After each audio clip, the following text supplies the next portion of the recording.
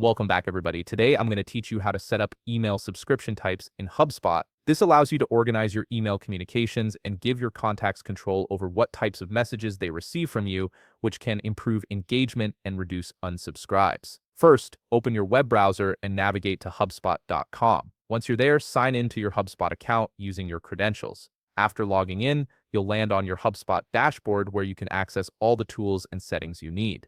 Next, look to the top right corner of your screen and click on the settings icon. This icon typically looks like a gear and serves as your gateway to all the configuration options within HubSpot. Clicking it will open up the settings area where you can customize various aspects of your account. In the settings area, you'll see a left sidebar with multiple options. Scroll down until you find marketing and click on it. Depending on your HubSpot edition, a drop-down menu may appear, or you might see the options displayed directly.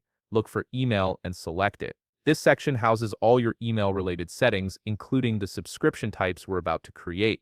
Once you're in the email settings, you'll notice several tabs across the top of the page. Click on the subscription types tab. This is where you'll manage all the different categories of emails your contacts can subscribe to, giving them flexibility in choosing what content they want to receive. Now click Create Subscription Type to begin setting up a new subscription category. A form will appear where you'll configure the details of this subscription type. In the form, enter a clear, descriptive name for your subscription type.